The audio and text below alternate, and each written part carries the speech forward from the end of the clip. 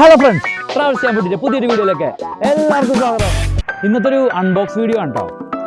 അതായത് നമ്മൾ ട്രാവൽ ചെയ്യുന്ന ആൾക്കാർക്കൊക്കെ ഉപയോഗിക്കുന്ന ഒരു പോർട്ടബിൾ ചെയറാണ്. ഞാൻ ഫ്ലിപ്കാർട്ടിൽ നിന്ന് ഓർഡർ ചെയ്തെടുത്താണ്. ഇതാണ് ഐറ്റം. ഇത് നമുക്കൊന്ന് അൺബോക്സ് ചെയ്യാം. ഓക്കെ, ഇതാണ് കേട്ടോ ഐറ്റം. ഇതൊരു 1000 രൂപ താഴെ റേറ്റ് വരുന്നുണ്ട്. ഇതെന്തായാലും നമുക്കൊന്ന് അൺബോക്സ് ചെയ്യാം. ഓക്കെ,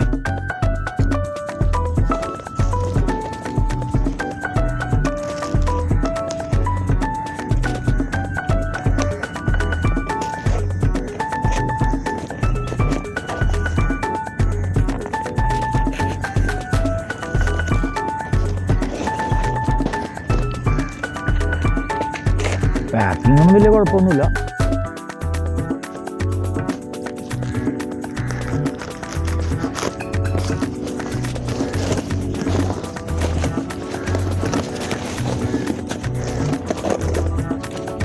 ഇതിൻ്റെ ഉള്ളൊരു ബാഗാണ്. നമുക്ക് അത്യാവശ്യം പുറത്തൊക്കെ ഇട്ട് കൊണ്ടുപോകാം. എവിടെയെങ്കിലും ക്യാമ്പിങ്ങിന് പോകുമ്പോൾ നമുക്ക് ഓപ്പൺ ചെയ്യാം കേട്ടോ.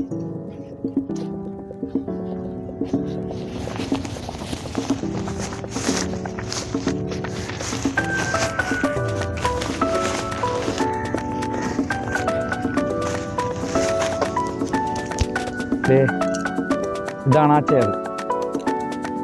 എന്തായാലും നമുക്കിത് ഓപ്പൺ ചെയ്ത് നോക്കാമല്ലോ. ഇതാണ്ടാ പക്ക തരാം.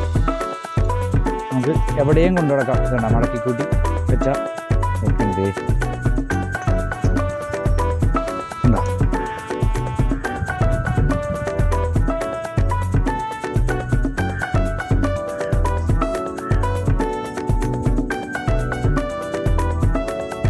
നമുക്ക് എന്തായാലും ഒന്ന് ഇരുന്ന് നോക്കാം. എന്തായാലും ഇത് പരത്തിയതൊന്ന് ഇരുന്ന് നോക്കണ്ടേ.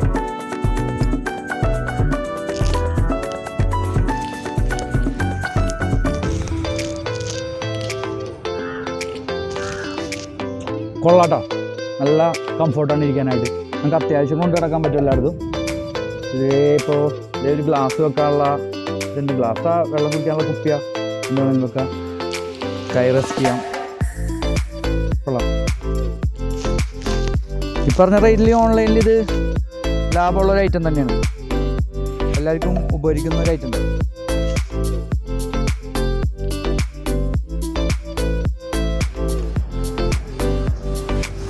ഈ ചെയറൊന്ന് മൊത്തത്തിലൊന്ന് കാണിച്ചു തരാം.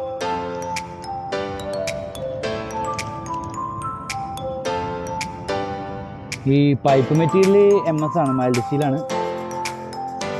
പിന്നെ ഇതൊരു അത്യാവശ്യം നല്ല കട്ടിയുള്ളൊരു തുണിയാണ്. കുഴപ്പമില്ല, അത്യാവശ്യം ലാസ്റ്റ് ചെയ്യും. നമുക്ക് അയച്ചത് വാഷ് ചെയ്യാൻ പറ്റും. ഇതിനകത്ത് ഗ്ലാസ്സൊക്കെ വെക്കാം.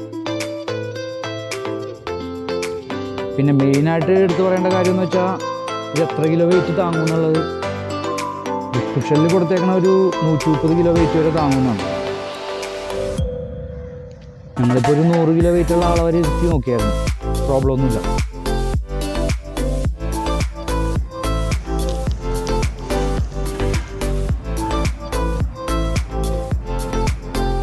ഇപ്പോൾ ഇതായിരിക്കലൊക്കെ വാങ്ങണമെന്ന് ആഗ്രഹം ഉണ്ടെങ്കിൽ ഇതിൻ്റെ ലിങ്ക് ഞാൻ ഡിസ്ക്രിപ്ഷൻ ബോക്സിൽ കൊടുത്തേക്കാം.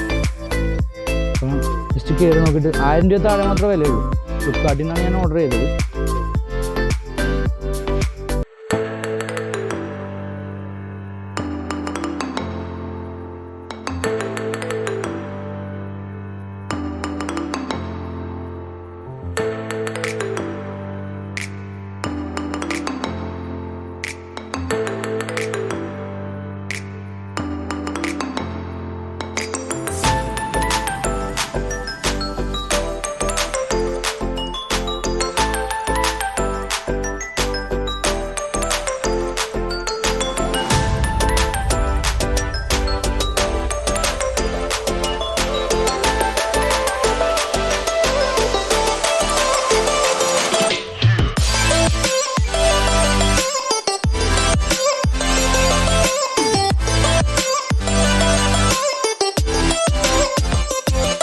അപ്പോൾ ഫ്രണ്ട്സ്, ഇന്നത്തെ എൻ്റെ ഈ വീഡിയോ ഇഷ്ടമെങ്കിൽ ലൈക്ക് ചെയ്ത് ഷെയർ ചെയ്ത് സപ്പോർട്ട് ചെയ്തേക്കണേ.